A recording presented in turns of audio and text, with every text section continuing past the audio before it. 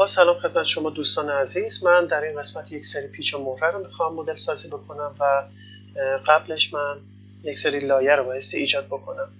داش پلیت که رنگش رو قرمز میذارم، داش فستنرز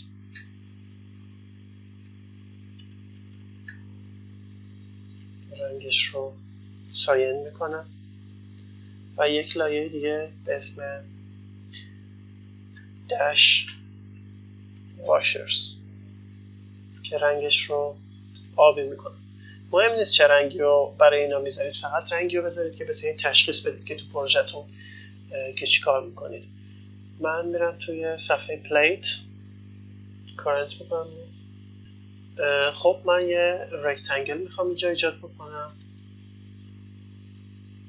رکتنگل شیفت کلیک راست نیرست نزدیکترین قسمتی که به هم میده انتخاب میکنم.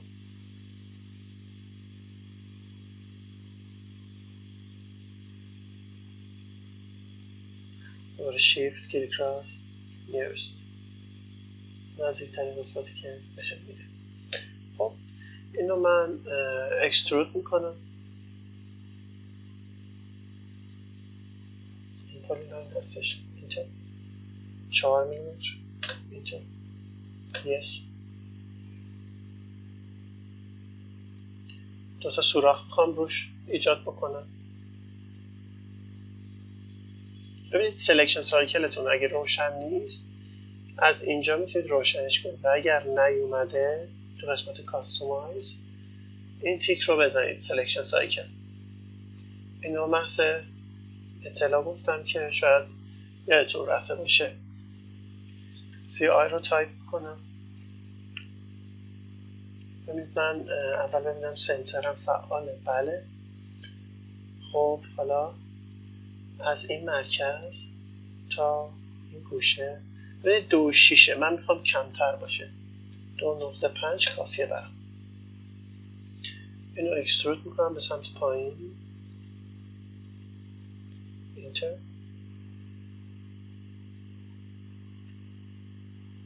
یس.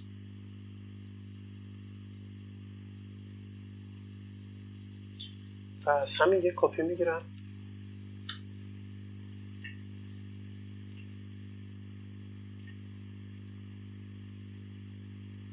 از مرکزش به مرکز اینتر رو میزنم. خب حالا من میخوام اینو جدا بکنم.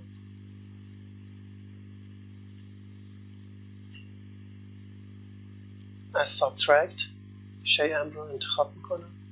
اینتر و این دوتا سیلندرامو انتخاب میکنم و اینتر رو میزنم. اون سوراخی که مد نظرم هست رو به هم بده.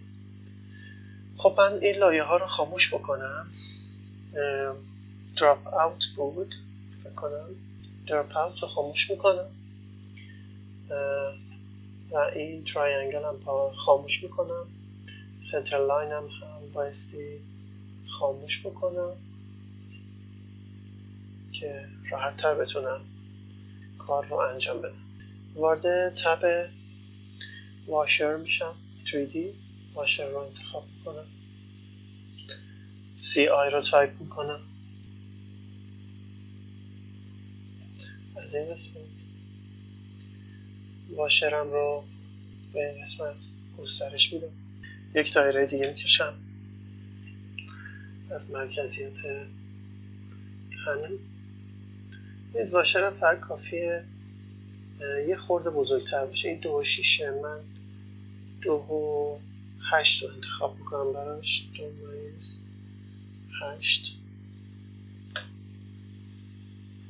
اینو اکسترود میکنم.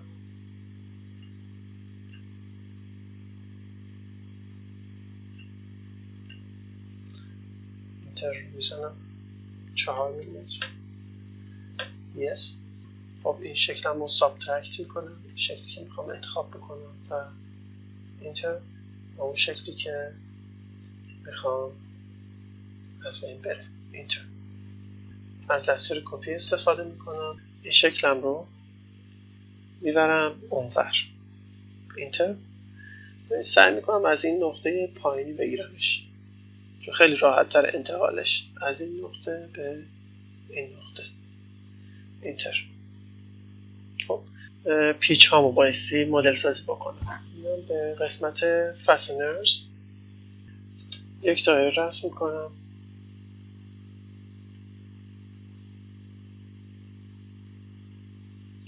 به اندازه 2.5 2.5 و اینو اکسترود میکنم به سمت پایین، سرکل، اینتر.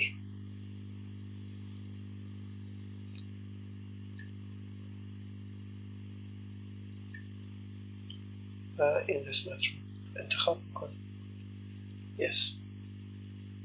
خب بعد اینکه من پیچم رو کاملا مدل سازی کردم انتقالش میدم به این سمت.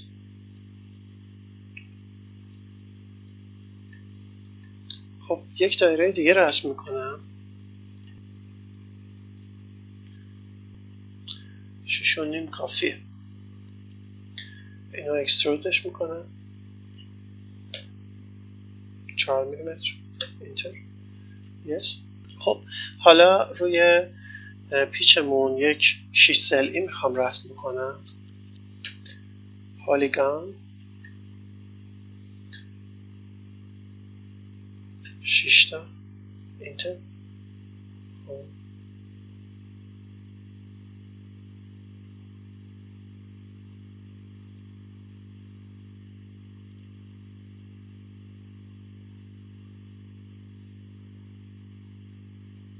4 میلیمتر بسته. خب حالا اکسترودش میکنم به سمت پایین 3 میلیمتر، yes. از ابزار سابترکت استفاده میکنم برای جدا کردنشون، اینتر.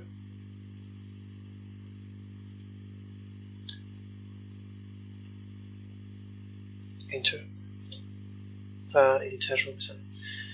یه خورده لبه بهش میدم با فلیت، اینتر، اینتر.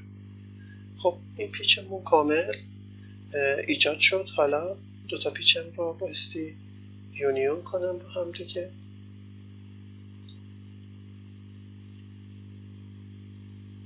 اینتر. خب یک تکه شد. حالا من این پیچ رو از همین پایین انتقالش میدم به این سمت، دستور کپی رو اجرا میکنم، انتخاب میکنم، اینتر رو میزنم، سعی میکنم مرکزش رو پیدا بکنم به مرکز اینتر.